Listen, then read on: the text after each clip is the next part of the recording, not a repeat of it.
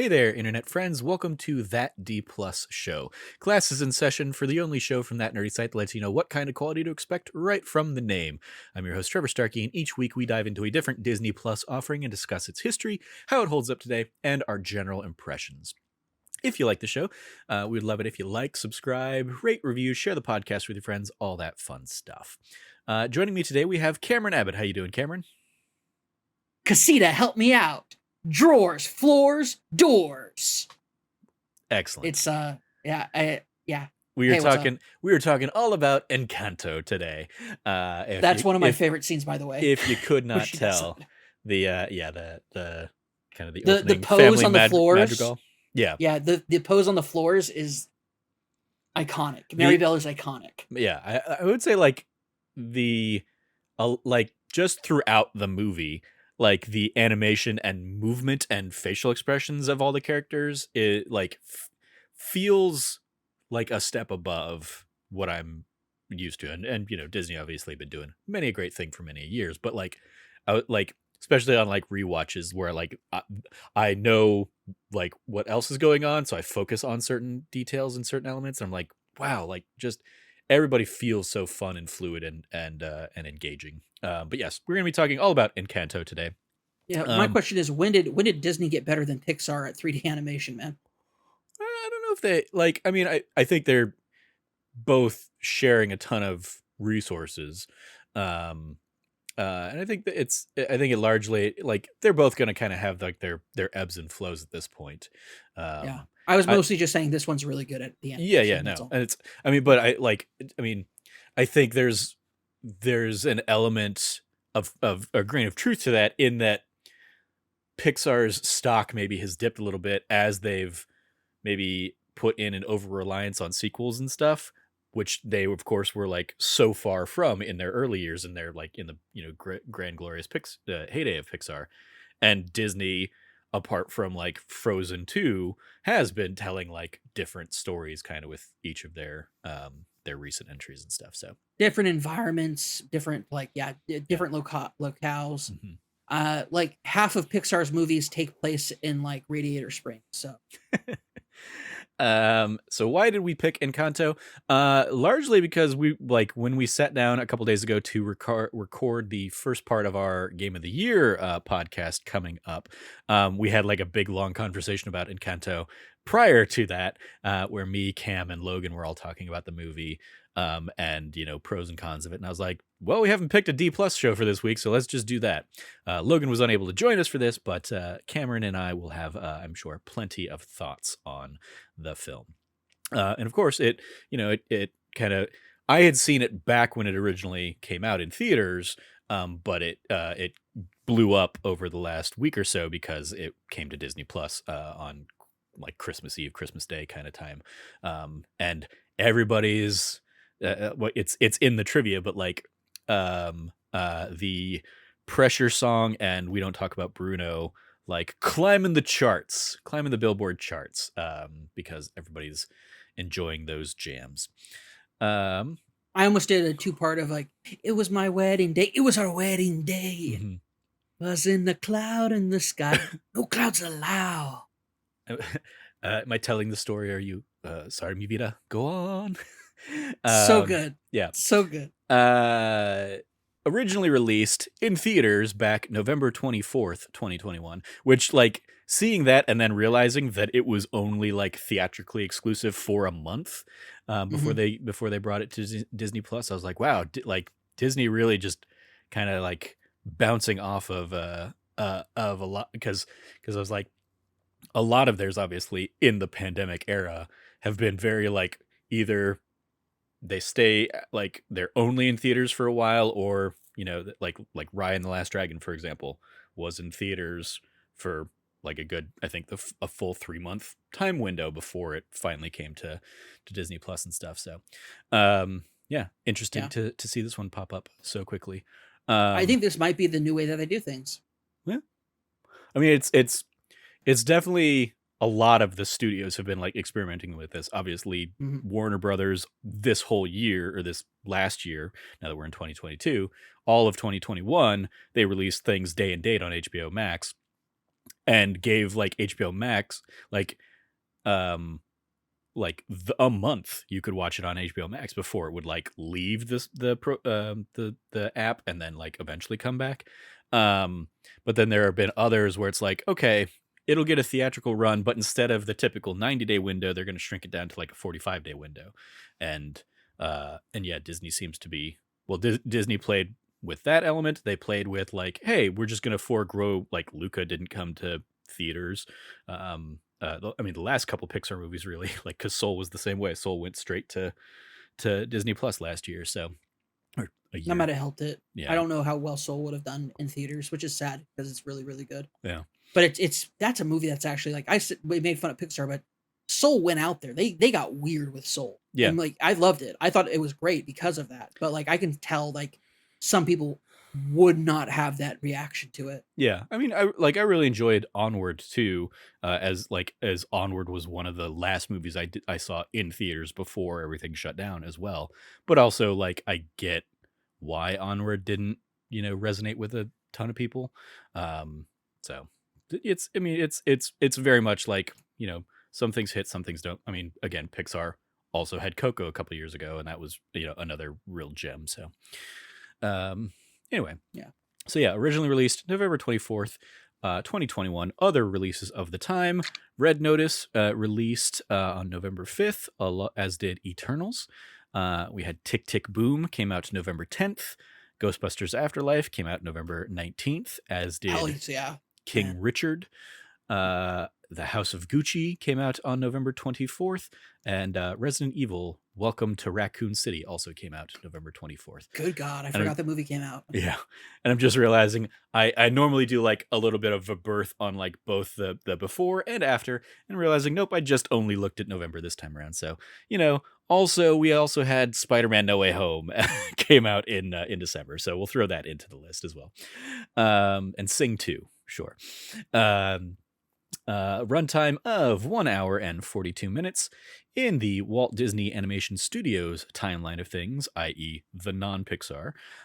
You had Raya and the Last Dragon came out in March of 2021, then Encanto, again, November of last year, and the next one on the docket is a movie called Strange World, which I know very little or to nothing about. That's coming out November 20th. Is that like Cool World? I don't think so. Do you know what Cool World is? I feel like I did at one point, and if you were to tell me a little bit about it, it would like ring a bell, I'm sure. It's a movie starring Brad Pitt. Okay. Nope. And like he's in a world with like cartoon people, but they like treat it very weird. Like it things get sometimes very sexual. It's very weird. Okay. According to the fandom wiki, Strange World, coming out November 23rd, 2022, is the original action adventure journeys deep into an uncharted and treacherous land where fantastical creatures await the legendary Clades, a family of explorers whose differences threaten to topple their latest and by far most crucial mission. What the hell was that generic ass explanation of what that movie is? Yeah. Maybe Clades? I don't know. Yeah, Clouds? no casting announced, because it's got a TBA as Ethan Clade. According to the casting logline, he is biracial, Caucasian / African-American, 14-year-old, who's very typical as far as teenagers go. Playful and quick-witted, but can also retreat. He can be a wise ass, but he isn't particularly tough. And then there's also Meridian Clade, and Captain Calypso Khan. And then the one person that is like listed in the cast here is Alan Tudyk as TBA. So Alan Tudyk going to be continuing his trend as playing somebody. But yeah, so I guess we'll see more about that in the coming months. Diving into the roll call here of Encanto. 3 directors. We have it's directed by Jared Bush and Byron Howard, and then a co-director of Charisse Castro Smith. Jared Bush previously directed Zootopia and the related Shakira Try Everything music video. Byron Howard also worked on and directed Zootopia and the Shakira video. Prior to that, he had also directed the movie Bolt, as well as Tangled and the Tangled Ever After short. And then this was Charisse Castro-Smith's debut as a director. The three of them also pulled duty as writers on this, as well as a few others that we will talk about. Charisse Castro-Smith worked on the screenplay/story. On the writing side of things, she had a few TV episodes, including an episode of The Haunting of Hill House, which was the thing I had heard about. Jared Bush, also on the screenplay and story on this one, previously wrote the screenplay for Zootopia as well as Moana. Byron Howard worked on the story for Tangled Ever After as well as Zootopia. Jason Hand, credited here on the story. This was his debut as a writer, but he's been working in the animation and art departments on Disney stuff since Tarzan 2 and has an additional story material credit on Ralph Breaks the Internet. Nancy Cruz also wrote on the story on this. She previously wrote the script basically for Get a Horse, which was a very like throwback old school like Steamboat Willie-esque animation of Mickey Mouse. That was the short that originally preceded Frozen in movie theaters, and like used basically archival footage of Walt Disney as Mickey Mouse in it. She's also been she was an artist and director on a ton of Simpsons between 1992 and 2010. And then lastly, Lin-Manuel Miranda, in addition to obviously writing the songs for this, also worked on the story, of course, having previously written on Broadway for In the Heights and Hamilton and their subsequent film versions of those things. He'd also done the music for Moana, and he most recently directed Tick, Tick, Boom last year. Starring Stephanie Beatriz as Mirabelle, probably best known to people as Rosa Diaz from Brooklyn Nine-Nine.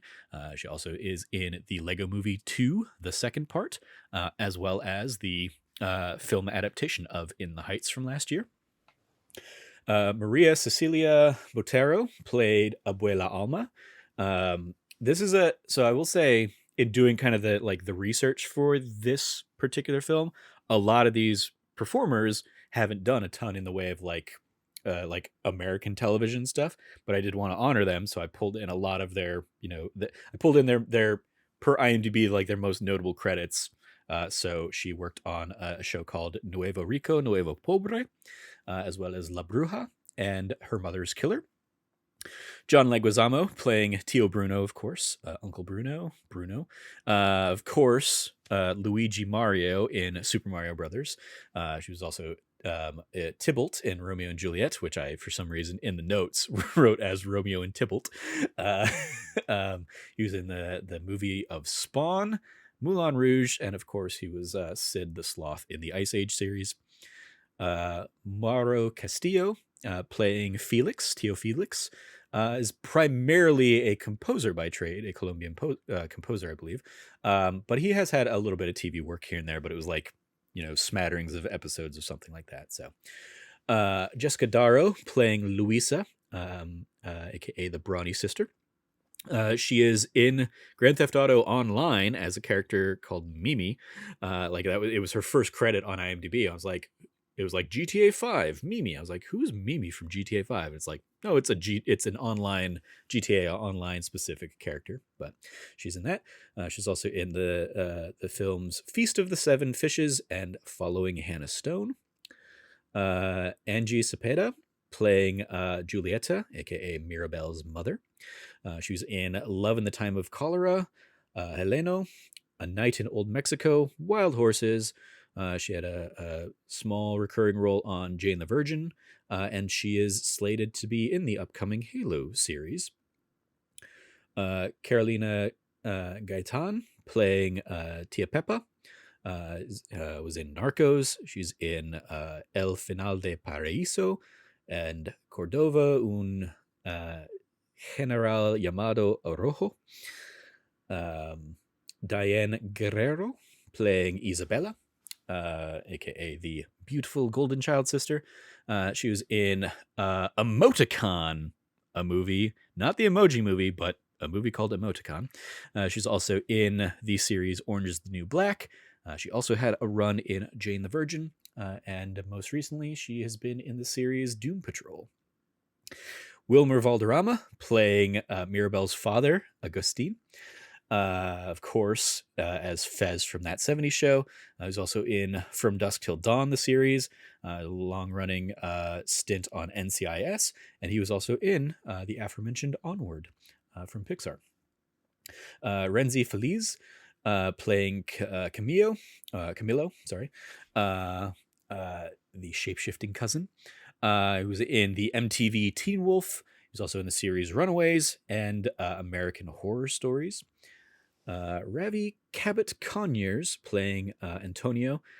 His very first credit in IMDb seemed of note to me.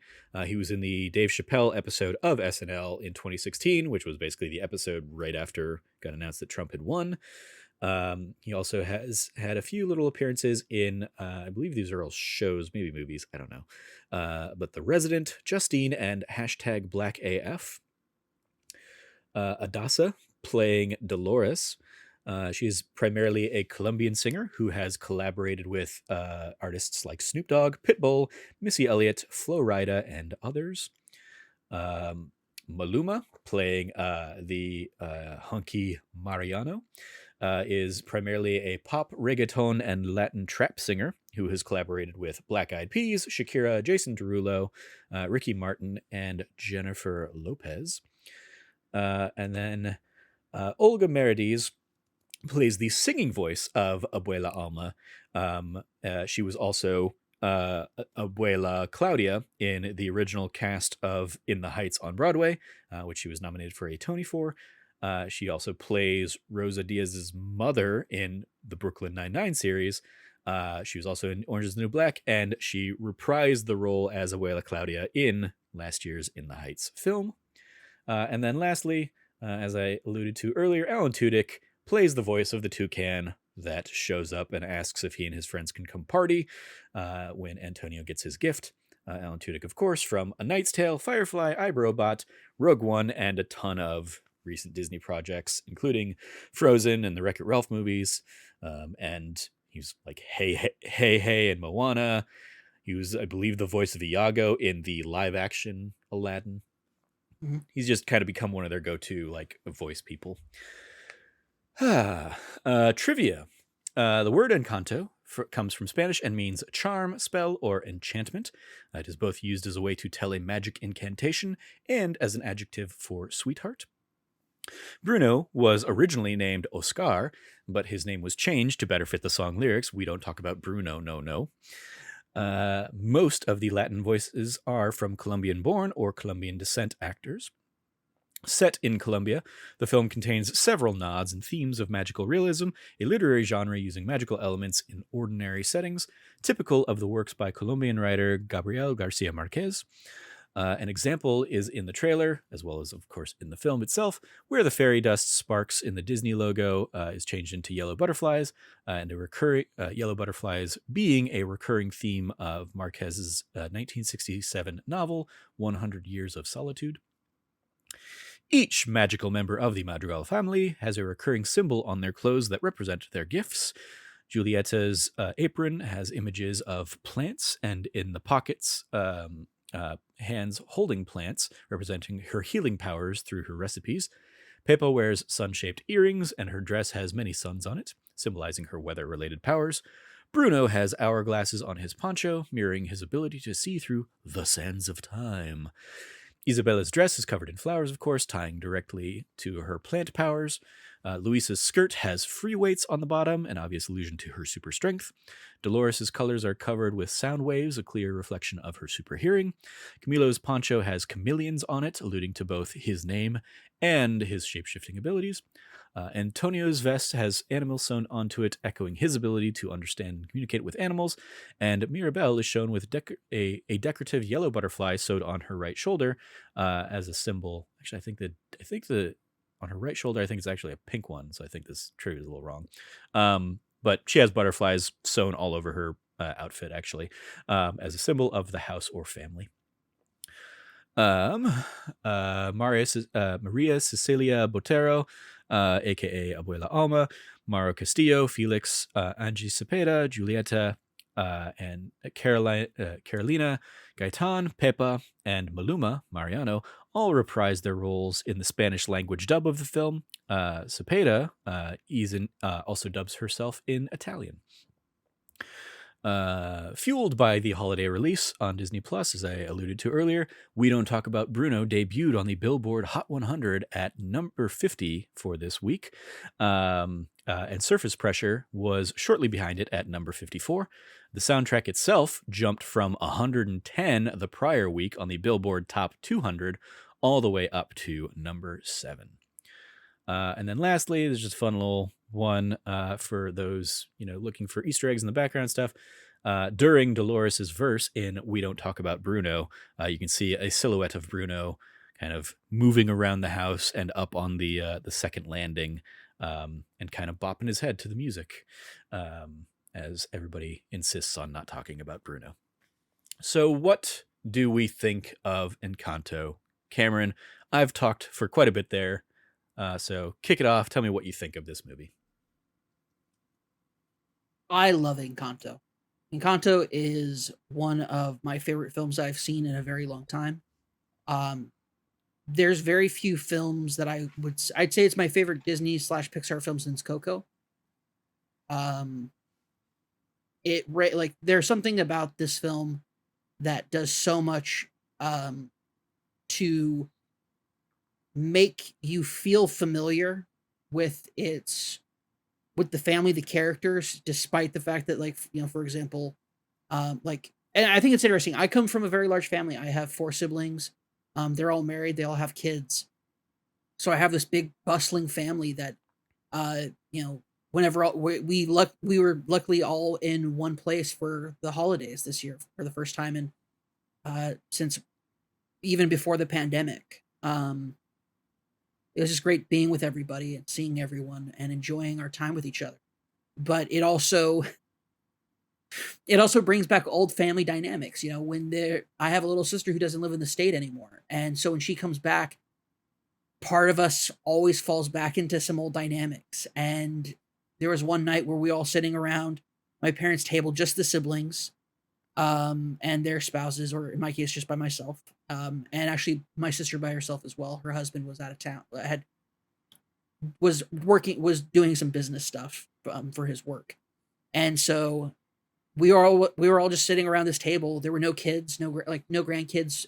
It was later at night, and it was just so much fun, just enjoying an evening of just for such a long time, my siblings have had to be themselves, but also parents, and being able to just kind of relax like we were. And so we fell into some old habits, some good, mostly good, a couple not so great, but overall it made me realize how important my family is. And then the day after that, I watched Encanto, and Encanto is such a film. I mentioned it when we were right before we podcasted for Game of the Year with Logan, because Logan's like, oh, well, sharing his feelings.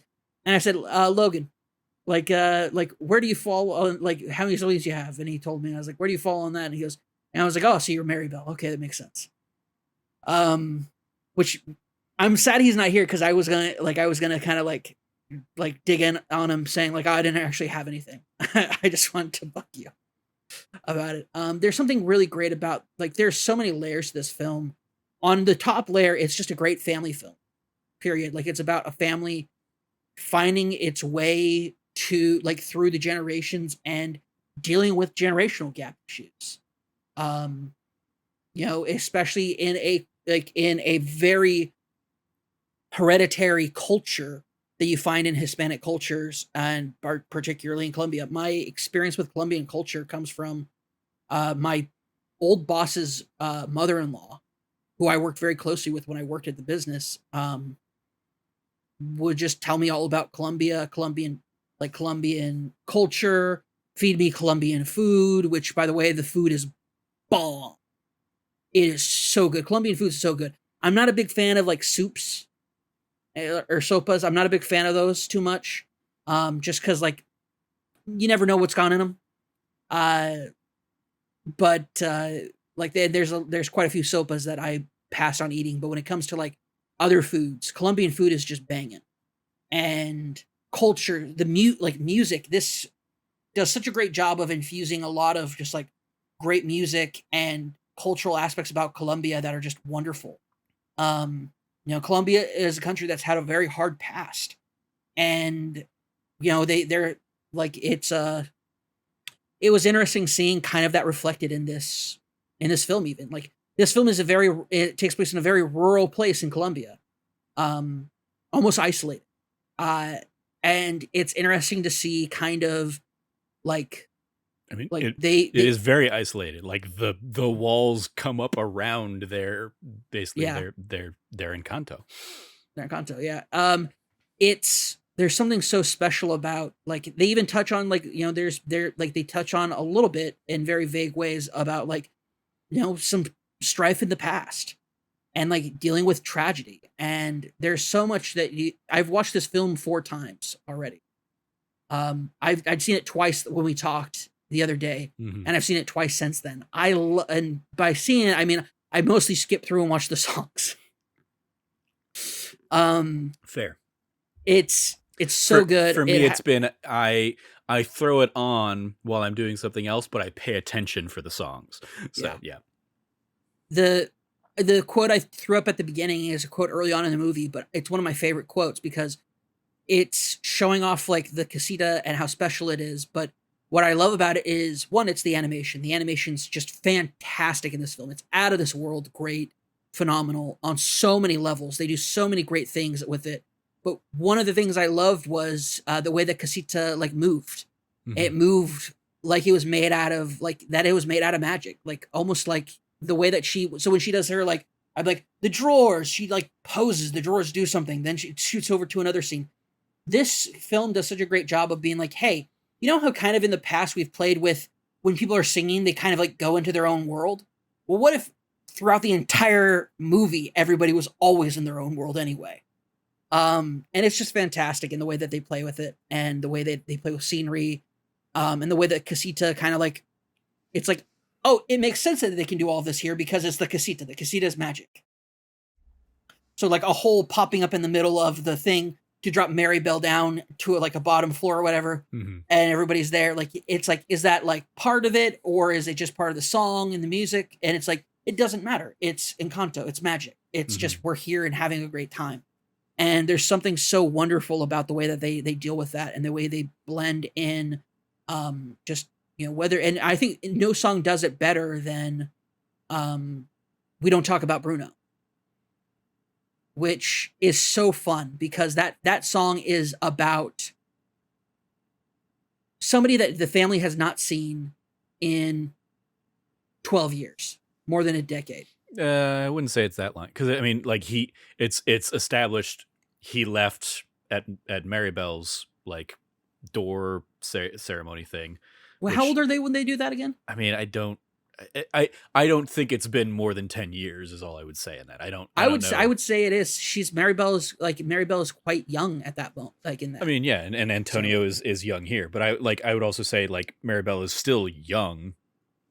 Maribel's in her teens. Like I remember I read up about it. She's in her she's like 15 or 16. So I would totally say it's been like a decade since like Bruno left.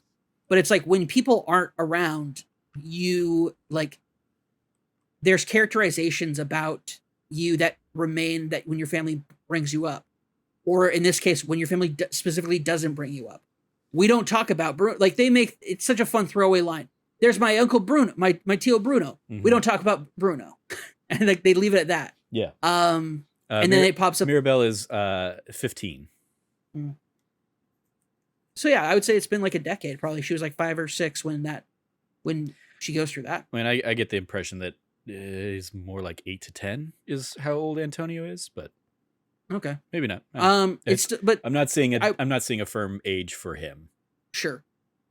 But the point I was making is with my little sister who lives out of state, we have jokes about her. We have memories about her that when we share them, it creates this caricature of my sister. that when she shows up, it's funny seeing how much she's actually like grown as a person since our childhood and our like growing up with her.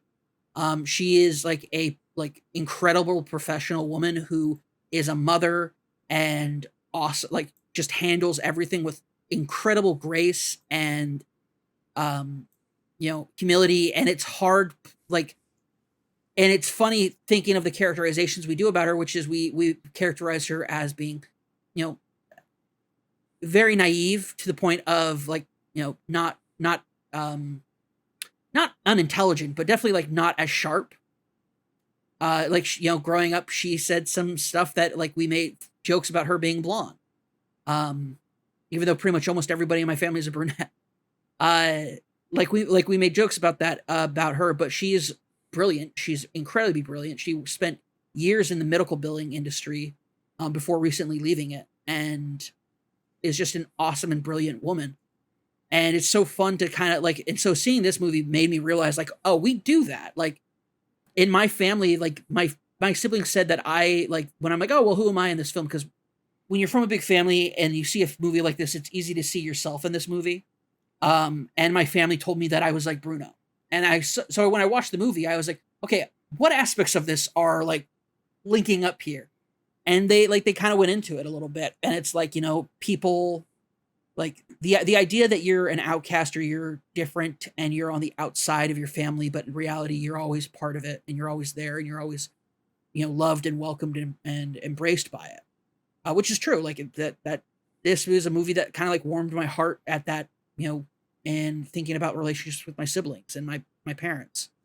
Like it's no secret. I don't hide it anymore. I was in the closet for so many years, but I'm out. I'm a queer man who I'm very proud of my identity. And I come from a background where that would probably not have always been embraced, but it is. And my family loves me. And so there's so many different things you can pull from it. Encanto is amazing because there's so many things you can pull from it. On a surface level, it is just like a great movie with great music. But as you dig deeper through its layers, whether you're digging through the lore of the film, like I have, I'm like, trying to figure out like, well, why didn't Mary Bell have a power? Mm-hmm. And like just sifting through that and digging through that and then like having my own realizations about that. Which we can get into, or I'll briefly summarize here by saying, she's the heir of Abuela. That's why she doesn't have a power like Abuela doesn't have a power. And that's why she and Abuela are key to rebuilding the house at the end of the film. I would also, that aside, I would also make the argument that on a broader scope, if everybody's special, nobody's special. So it helps to have somebody who doesn't have an ability to kind of keep everybody else in perspective. Not even for stories, just like in general. It's like her not having a power helps everybody else kind of like realize, especially as they start to lose their powers over the course of the film, that like not having a power doesn't mean the end of the world. Like Mirabelle has, gone her whole life not having this power and, is fine. And the you are more than your power sentiment that she kind of shares with everybody. When they don't know that they're going to get their powers back, or they don't know if they're going to get their powers back or whatever. I think it makes her special in her own way, even if she's like effectively, I guess, like if we were to compare this to like, the Avengers or whatever, she's your Hawkeye or she's your Black Widow. Like she doesn't have to be like, have the powers of a god to still be a valuable member of this family, of this team. 100%. Yeah. And it's, there's so many things about it that I want to dive into in so many different directions to like emphasize that especially. But I think the one that comes to mind immediately is with her oldest sister, her perfect sister, and helping her sister realize there's more to life than perfection. And just that entire song and like entire, like animation and musical number that goes with it being this, like, what else can I do, is this awesome song that is so brilliant and so much about like, she still has pretty much all of her powers, but because of the disruption, she's realizing that her powers have like she can create other things other than just flowers. And what she explores with that, and how that entire scene is amazing. And it's all because that her sister helped her find out that she's more than she thought she was. And it's so great because it's also a massive character reflection on like, what does it mean to be the perfect child? And what kind of like ramifications does that have when you hold a child up and you say, well, you're the perfect child, or, oh, she's perfect. Like, how does that drain on a person? I think that's the great thing that so many of the songs do in this or the surface pressure is the same idea, but for Louisa and her strength. And yeah, I think it's a great kind of talent that Lin-Manuel Miranda has in kind of writing those songs, and they're excellent in execution and performance as well, of really getting at the heart of the struggles that come with that, even if outside looking in you don't think there are struggles. If outside looking in you see a strong person who can like lift it, entire buildings or a bridge, or like multiple donkeys or whatever, you think, oh, that's awesome. They don't, they never feel the weight of the world, but obviously they do. And with Isabella as well, the kind of the struggles that she has of the pressure that Abuela puts on her to stay strong, to stay beautiful and perfect, and create this beautiful menagerie of flowers and stuff around them. Yeah, and I love it when because the thing she pops out is a cactus, and like you would think, oh, she's going to react like being like, what is this ugly thing? But she's immediately transfixed by how like and she pokes herself and she realizes there's beauty in the pain, and it's such a weird and cool moment of the movie and then it breaks into this awesome song that's quite in contrast to a lot of the other songs. But I mean, maybe not so much. There's so much different variety of music that I don't think that's true. But yeah, there's so many great things about this that I will say it is a more traditional song versus a lot of Lin-Manuel Miranda stuff and a lot of stuff we get throughout a lot of these other songs of like the hip hop talking through the story, or talking like the Hamilton-ness of it, of like, we're going to fit so much stuff in here because we're rapping these lyrics. Like, this is much more in the vein of like a classical Disney kind of, big bombastic. Well, I think I was watching a behind the scenes thing, and they said that this song is directly inspired by like 90s Latin pop, Latin 90s like pop and rock, like in that era. And that's what they drew from for this. And like, it's like, that's awesome. Like, yeah, it's a great song. I don't think there's a bad song in this film, period.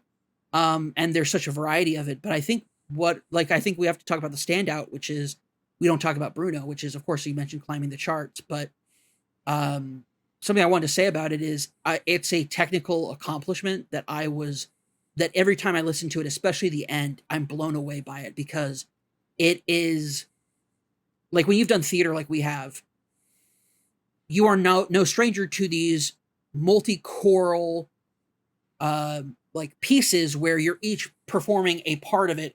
And even though the part you're performing is sometimes, let's be honest, especially when you're singing men's sections, it can be boring because you're not doing much variety. But when it all comes together, it sounds tremendous. You hear all the different parts coming in at their own moments, filling up the space to the point where it's, just chock full of incredible singing and storytelling in those moments. And I don't really think that works for films, because, you have other things that you use to fill in space for music and sound for films. But this does such an amazing job of making this feel like a live number. When it comes to the end, especially the end part where everybody's singing their own part. And now it's like, well, they clearly used sound editing and they recorded separately, so it's about piecing. I'm like, no, I don't care. Yeah, I can hear that when I hear other songs, and I've heard that, like, you can tell that that's the case. This feels like they are all in one room, and they're all singing their own parts, and it's phenomenal. And like different part, and the best part is the different parts are drastically different than each other.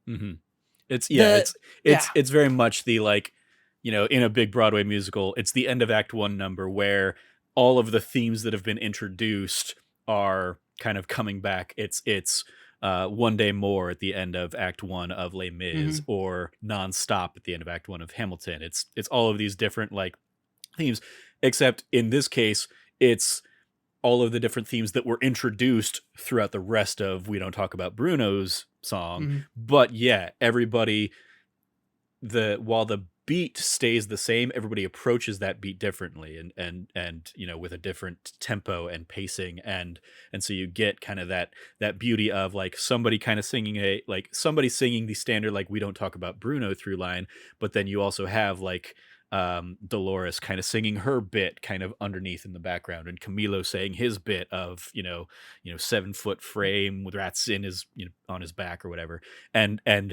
it's repeating everything that's been introduced, and you see how effectively Lynn basically like wrote it layer on top of one another and then kind of like pulls them all apart. And Mhm. so when they come out in their like initial introduction, they're really cool and fun and engaging. But yeah, when they like, the magic is really when they all kind of piece together at the end, and everybody's setting the table in the lead up to the Mariano proposal kind of thing, and the dinner scene. And Oh, which by the way is everybody's choreographed, like the animation is choreographed like it's a stage exactly. production at that point. Yeah. It's so good. Yeah. The, And the changing, like slamming plates and glasses and then shifting them back and forth and picking them back up. I'm yeah. like, oh, that's some basic stage choreography right there. Yeah. I've seen that before. And I definitely saw in one of the interviews I've seen kind of Lynn talking about it. It is that it's We Don't Talk About Bruno is of course a song where everybody in this house talks about Bruno, because like it's the thing, like you're not supposed to openly talk about him, but like everybody kind of whispers about him throughout. And so he's got, Camilo has kind of created this like crazy dark larger than life mythos of him, evil green eyes and stuff based off of what he, because the in the timeline of things, Yeah. however long ago it was, the idea is Camilo is probably only a couple months older than Maribel. And so like his thing went fine and he got the shape-shifting ability, and then hers didn't, and then there's been this long gap since then. And so like he was a young kid when Bruno went missing, and would have only really known like the scary things, and the myth of Bruno has kind of like blossomed over time in his mind, in the dark recesses of his mind and stuff. So my uncle who lives in the tower, that inside is like this creepy cave air, like temple area. He's always freaking out because of his prophecies, and like and then of course my mom and dad don't like that he ruined their wedding, or think he ruined their wedding. The townspeople think he kills fish and he's the cause of all their problems. So yeah, like he kind of gets to play into that. Whereas like on the flip side, we get Dolores, who knows he's still around, hears him every day, and kind of like and kind of plays into that and talks about it, and talks about she even had yeah, go ahead. And I mean, like as I said in kind of the trivia, like the fact that like he's in the background of her stuff is kind of just tying together that like she knows he's there. She says at the end, like, I knew he was there, I heard him every day in the walls. Yeah. Well, it's also not only that, but she also gives a like, when everybody's blowing Bruno out of proportion, she's the one whispering like he had this incredible burden of people misunderstanding his visions. Because people would ask, like people of the town ask the family Maribel, or not Maribel, Madrigal, to do these things for them. And it's like, hey, tell me what's going to happen to my goldfish. He has a vision about your goldfish. Your goldfish is going to die. Shocking. Yeah. Goldfish die. Shocking. Happens. You're going to get a gut one day. Yep. Oh, you're going to lose all your hair. You ask me what's going to happen to you. You lose, like, you're fine, but you lose all your hair. Like, you can see people being like, look what he's done to our lives. He's ruined our lives. And it's like, and even she mentioned, she goes, people like, he was under this burden, people misinterpreting his visions. And it's like, yeah, like, and that's exactly what causes it. Like, Bruno gets like, is such a, like in such a rough patch, because that dude is also deranged. Yeah. I mean, and I love it. So like, we also get the dueling Isabella's prophecy or whatever, is that she's going, like, her power is going to grow and she's going to be beautiful, and it's like she says like all these wonderful things, but because we're seeing it a little bit through Mirabelle's eyes, we see that, like, it's a Oh, the bad, scowl she it's has, kind of, the it's, yeah, scowl she has, it's it's just so framed as a perfect. bad thing, and then it's immediately followed up with, Dolores pining after Mariano, who's going to be promised to Isabella, and so, like, and that was her prophecy, and the sadness Mhm, of that. So mhm, yeah, it's I mean, it's ultimately playing into human nature of, like, we hone in on the negative and we remember the mhm. bad things, and because they're more engaging, more interesting stories to tell. So yeah, there were probably people Eh, who got, like, yeah. incredibly good prophecies too, but, like, they don't make as, as much of a fun story to tell or whatever. Yeah. Well, it's also yeah, so it's also like it's the fun factor of like, well, it's funner to tell these stories about how he like predicted these things and then it like hurt like ruined people's lives. Um, but it's also like what was I was about to say something about it's how we perceive people and how we remember them. Like, who's the person who probably remembers him fondest? His mom. But we don't talk about Bruno. And it's always framed like, oh, it's like we think, oh, it's because it's dark or it's scary or because he's a menace. They don't talk like Abuela doesn't want to hear about Bruno because she's sad. Like when she sees him for the first time in years, like, and he, oh my I gosh, that scene is I so mean, good. I here's where I think, like, and we talked about this a little bit the other night. Like, I think Abuela's arc is the weakest element of this movie, Totally.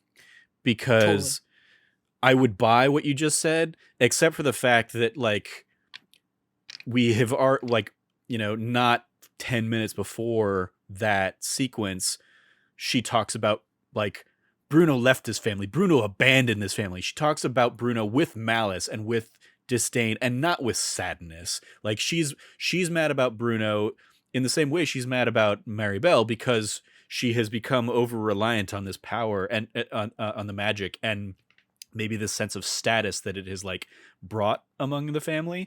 And I don't think, like, I think, like, this is a movie that very much doesn't have a villain, but, like, she kind of pushes the line and skirts the line of almost being a villain herself in the like, almost abuse that she has kind of, like, Mhm. she has put so much pressure on everybody in her family that, like, everybody's trying to live up to her ideals and this magic and whatnot.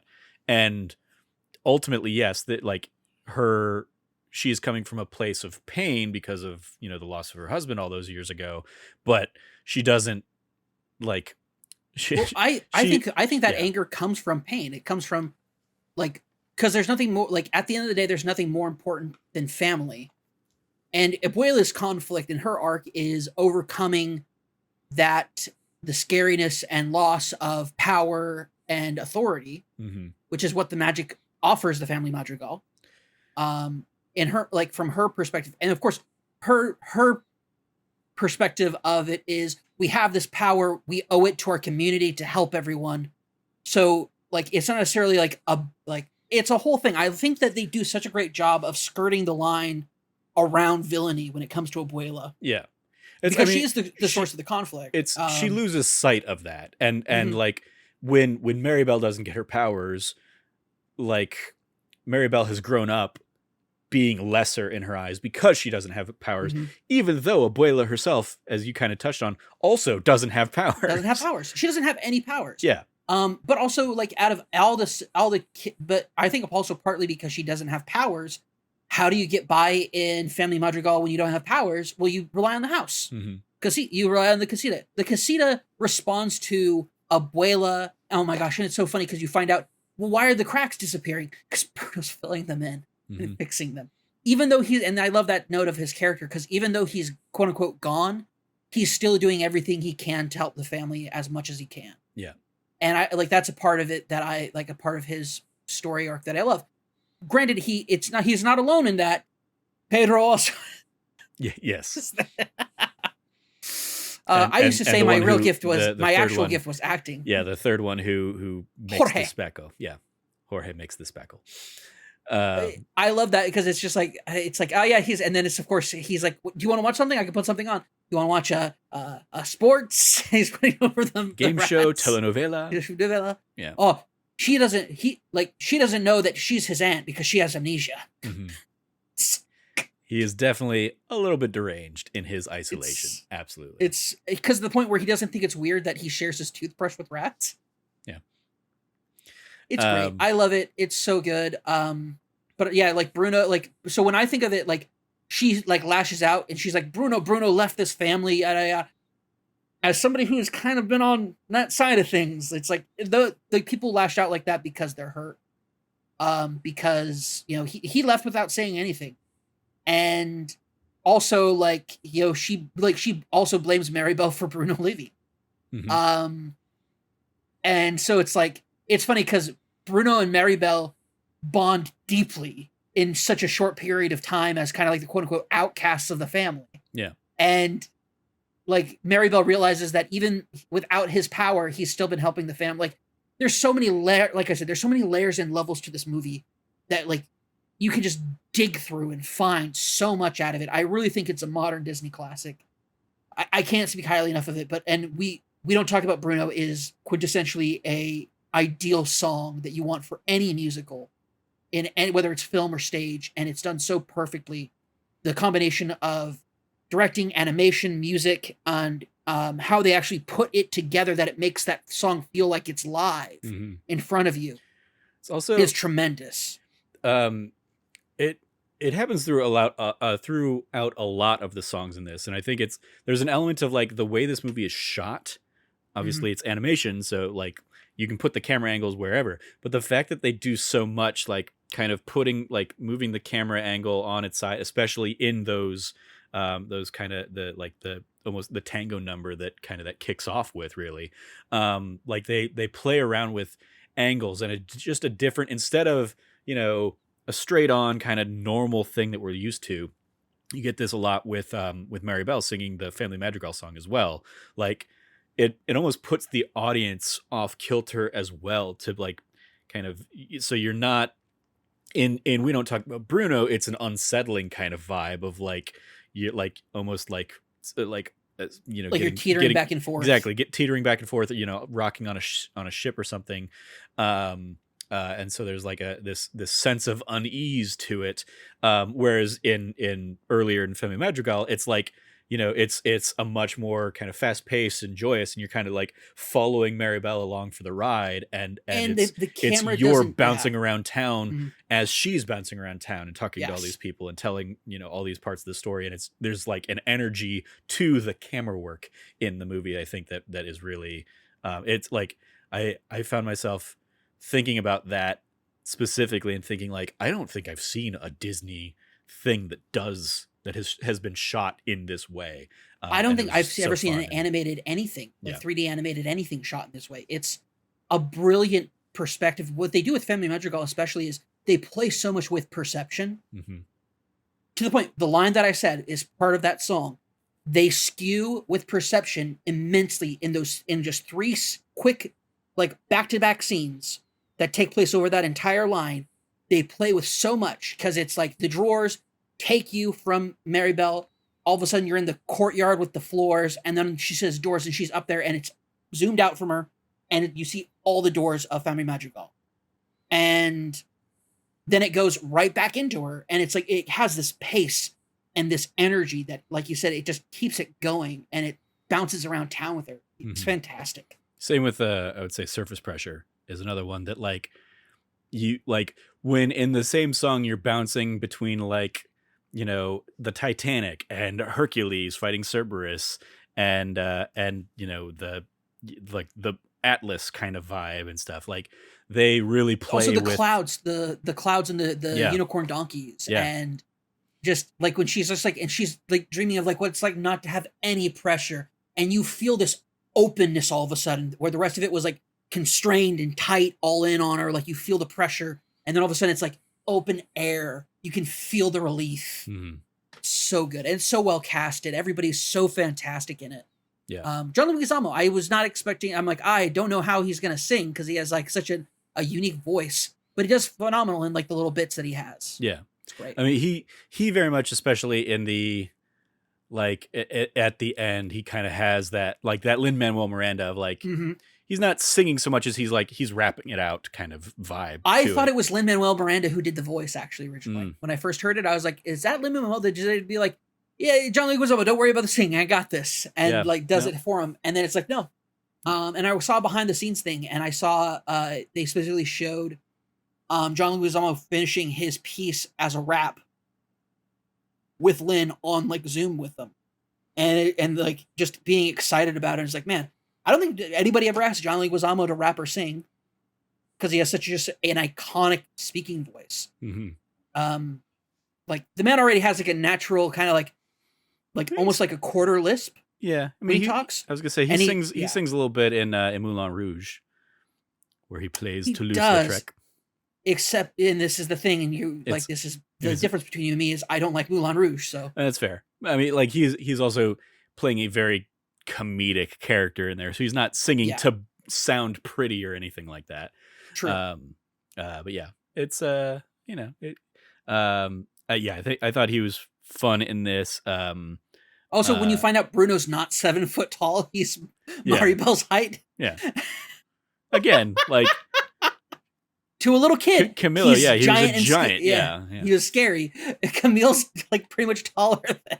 yeah. Oh, fuck. Um, Uh, any other favorite moments or anything you want to give a shout out to? Give some love to there, Cam. the flashback for Abuela and Pedro. Mm-hmm. They're like how they Dos fell in love. Oruguitas. First off, that song is beautiful Mm-hmm. and makes me want to cry, and then what happens during that song makes me want to cry. Like this, like they're such an amazing. They did such an amazing job of it. Of there's no clear indication of like who those writers were, but it doesn't matter because those writers could symbolize. It could symbolize something in the past, whether it was like during the Bolivar years of of like the like bandits that used to roam the land before we like modern Central and South America as we know it. There's the like it could be a like symbolic reference to the cartels in modern day. It could like the like armed conflict of rebels through the like many conflicts that have just really just swept their way through the southern half of the American continents. Um, just like it could be so many things, but it doesn't actually matter because all it matters is that it was this tragedy that took Pedro away, and that's what leads to the magic coming from pain and love and loss and caring for like your family. And it's that entire scene is just so fantastic. And it's so because it's so simple. It's so simple, but it's so the one of the best parts is when it's after Pedro's died and she's in their room with the children, and she just has these triplets that she has to like take care of, and you see the three little babies of the parents and of both moms and Bruno, and the birth of Casita coming out of like just like a need for a home. And it's just there's so many amazing things about that just compacted in that very small song number that is also like this grandmother telling this tragic story of like what happened and how we got our magic to her granddaughter at like passing the torch as it were, in a very symbolic moment. Like we don't hear abuelas, we see it in a lot of images, but we don't hear her tell it. Mm-hmm. But by the end, they're both like ready to be in tears, and like because it's a tragic story. And then of course Disney reverie comes in with Bruno. After talking about this loss of her husband, all of a sudden her long lost son shows up in front of her and says that he's been helping Maribel this entire time. And like it's such a wonderful moment. Like, and he's like, I'm expecting you to be angry at me and mad at me because I've definitely heard you yell and scream about me before. And she just doesn't. She just embraces him. Mm-hmm. And it's just this beautiful moment of a family reuniting. Like the rest of the movie is just family reuniting, rebuilding, and like it's such a wonderful thing. It's just such a kickoff to a brilliant and wonderful end of that film, Mm-hmm. and I love it. It's so good. Yeah, I want to give a shout out to because we've gushed over a lot of the other songs, but I do want to give a shout out to I love the I'm a sucker for the like the whole town comes together for somebody, a la It's a Wonderful Life kind of thing.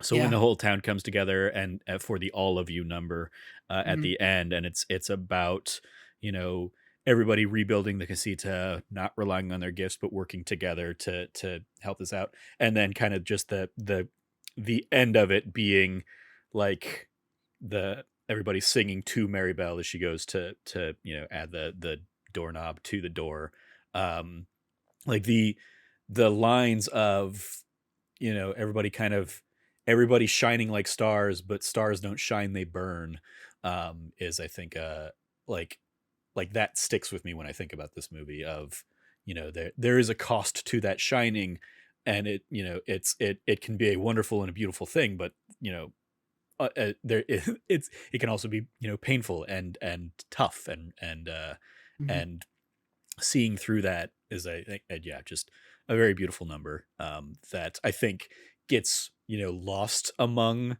the some of the other more flashy ones. Like we don't talk about Bruno, like Surface Pressure, like the Family Madrigal, but like the kind of end bit of Dos Oruguitas into all of you, I think is a like it's a lot of good emotions there at the end to kind of bring things home.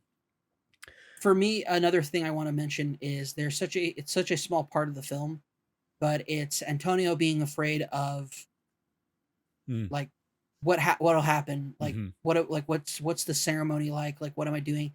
And it's not anybody who got their power who comforts him. Yeah. It's Maribel Yeah. who like takes some like very tender moments with this younger cousin, and immediately it reminds me of my older nieces and my younger nieces and nephews. There's a massive age gap between the two oldest and the rest of them. Where both my older nieces are graduating high school this year, and and the others are like in elementary school. So there's this massive thing, and so seeing this cousinly bond, like one of my favorite things about my family all coming together on a more regular basis now that my parents live back in Arizona and they have for the last few years, is seeing cousins come together in a way that reminds me a lot of like my childhood growing up, where I was very close with my cousins. We'd spend entire summers up visiting them and spending time with them and becoming really good friends with them. And so seeing that really exemplified here of it's like it's not just siblings, because a lot of times when you say, well, this is a movie about family, it's usually like, oh, there's mom and dad and the kids and whatnot, and it's like no, this is about like familia, this is about family, and it's that larger picture. And as somebody who's not married or has no partner in life right now and probably won't have children ever, most definitely probably won't have children, um like I'm the odd man out at a lot of stuff, but I feel like I'm a part of my family because it's that larger part of it that is so special, and that's definitely encapsulated here in Encanto that is really not I shown too much in other places. So it's fantastic. Yeah. Absolutely solid stuff. Let's dive into the report card where we grade from A plus to F. I'm guessing this is a solid at least A from you, but what's your grade here, Cam? A Oh, A plus? plus, easy, A plus? easy A plus. I don't know. I might be the guy who gives the most A pluses on this show. Possibly. Um, I mean, it's also like uh, I think for like for basically everybody but me, it's a lot easier because you can kind of pick and choose when you want to come on and talk about a thing. Where that's true. versus me, I might sit down and watch a thing that you really love. Darby O'Gill. Um, Shout out to Darby O'Gill. but I get to watch it too. But yeah, no, I think this gets an A plus from me as well. Lots of beauty. Again, just wonderful animation, tons of fun numbers in here, and at its core, a lovely story. I love. It's also kind of just continuing on in this recent era that we've had of Disney. I guess like to a degree recognizing the role it has in visibility and continuing to tell stories of other cultures and celebrate other cultures a la Coco, and stuff like that. That getting to see this, Moana being another, prime example in recent years. The getting to see another kind of story that, at the end of the day isn't necessarily, geared towards me, but I can still find so much beauty and so much love and joy in this. And the the families that do see themselves in the Madrigal family, are going to get that much more out of it, and they can feel seen. And I love that I love that, like, we get to live in that era of Disney kind of telling these kinds of stories. Trevor, you and I are very lucky. We grew up during the Disney Renaissance of, Mhm. Little Mermaid, Beauty and the Beast, Aladdin, Lion King. Once again, like Aladdin and Lion King in a lot of ways telling stories of different cultures. Maybe not Lion King, maybe because that's about animals. That doesn't really count. But for Aladdin being very different and um like we were I think we're very blessed to have like experienced that era of Disney. And then we're also experiencing like this, I wouldn't call it a renaissance. I definitely would. I think the idea that Disney knows that it's being watched and Mhm. wants to show the world what it can do when it comes to ideas and concepts like change and differences and like differences of culture and what that means, I mean, even and like something as embracing those simple cultures. even something as simple as Maribel being like the first Disney heroine that wears glasses, Oh, that's is, true. like, there's another element of kids that will be seen, or will see themselves in this movie. Dude, Um, she looks so much like my niece Jane. Like it's the glasses. I realize now it's the glasses. My niece Jane has some pretty thick glasses, and um, 100% it's that. It's like this is well. She's also like this is Maribel. Also is like just there's so much about these characters that are not atypical Disney, and I love that. mhm, So great. yeah. Um, Excellent. A little bit of extra credit, other suggestions if you like this one. You can go watch Far from the Tree, which was the short that basically released alongside it theatrically. It's a cute little short about, I want to say, a little like raccoon character that kind of like goes out to a beach with, like, the raccoon father, and the raccoon father kind of has to like shepherd, their child and keep them out of danger. And then there's kind of a generational jump where the kid becomes the father of the next generation and kind of has to pass along some of those same lessons and stuff. There's a nice little thing, out there on Disney Plus now as well. You can also see Moana, Raya and the Last Dragon, Frozen 2, Zootopia, Tangled, The Princess and the Frog, and the original Frozen are your recommendations there. Extracurriculars. You watching anything else on Disney Plus? Are you keeping up with Book of Boba Fett, Cameron? I no, I missed last night's episode because I was playing Final Fantasy 14 online. I literally, when my brother-in-law popped his head and be like, "Hey, we're watching Boba Fett," I had just popped Q, and so it's like, I'll watch it later. Fair enough. So, Did you watch the first episode though? oh yeah, it was awesome. Okay, cool. I know I'm a lot more high on it than I think everybody else I know. So, Cool. Yeah. Obviously, Logan and I talked about that last week's episode. Both he and I were a little bit more like, it didn't leave the like best impression on us. I very much kind of came away from it of like, I mean, I'm willing to give the slow burn kind of thing, a bit more of a chance. And I would say like this episode, continues that. My overall issue so far, and this, I'd like not spoiling anything in the second episode, but like continues to be, I don't like the split focus and pacing of the show, mm, of telling kind of the like present day story and then also going back to like his flashbacks and stuff. I just don't think it does the momentum of the story a great deal service, but it seems like that's kind of what we're in store for, is we're probably going to be splitting between the timelines for the entire season. So yeah, I'd say probably just first half, but yeah, we'll see. I mean, maybe, but yeah.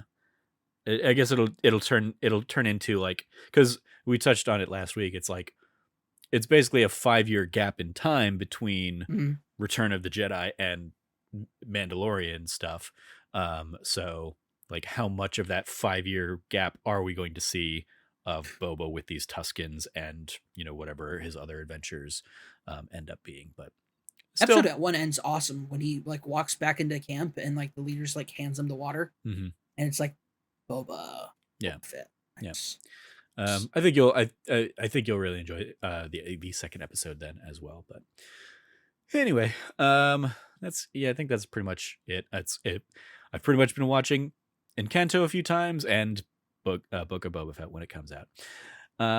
So yeah, that is going to do it for this episode of That D Plus Show. Thank you, Cameron, for joining me to talk about Encanto. You can follow Cameron at Rev Cabot. Anything you want to give a shout out to there, Cam? Yeah, there is. There's a great piece over on. I know this isn't the video game show, but there's a great piece on Uppercut, by our friends over there.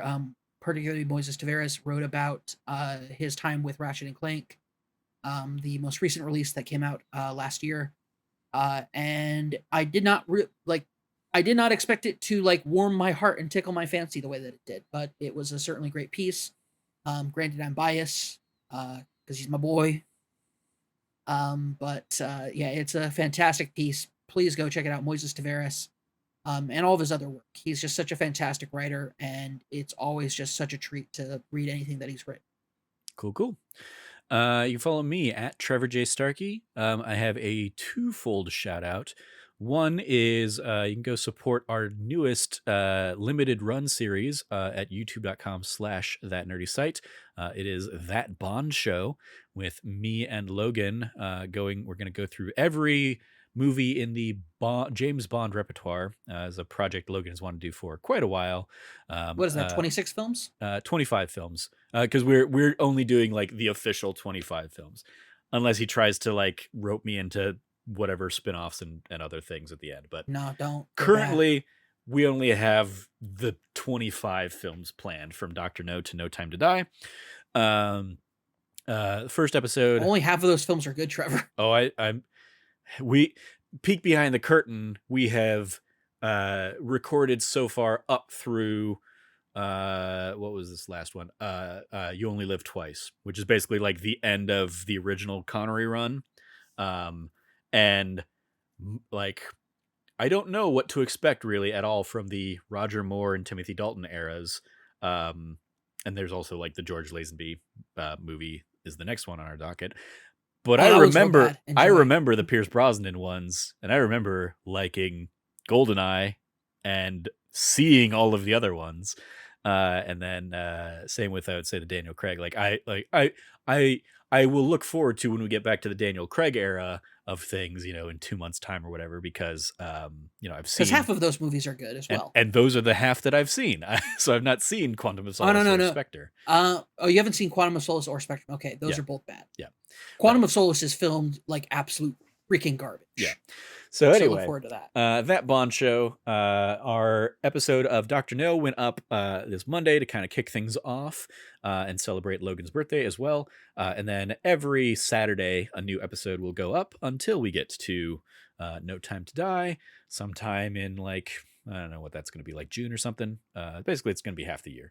But yeah, so you can go see that every Saturday on youtube.com/thatnerdysite for the latest episodes from that. It is a video only show. We don't have a podcast feed for that one. So you can go check it out over there. And then our other plug that I'm going to make is our Game of the Year stuff. Going to be hitting our Game of the Year episode of That Nerdy Site show.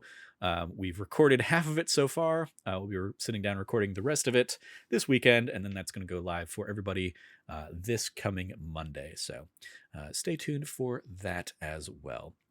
You can follow all of us over at That Nerdy Site or go to thatnerdysite.com for all the latest, including alongside every episode of That Bond Show. Logan is also doing like a write-up on his thoughts of that movie of the week. So you can go check that out.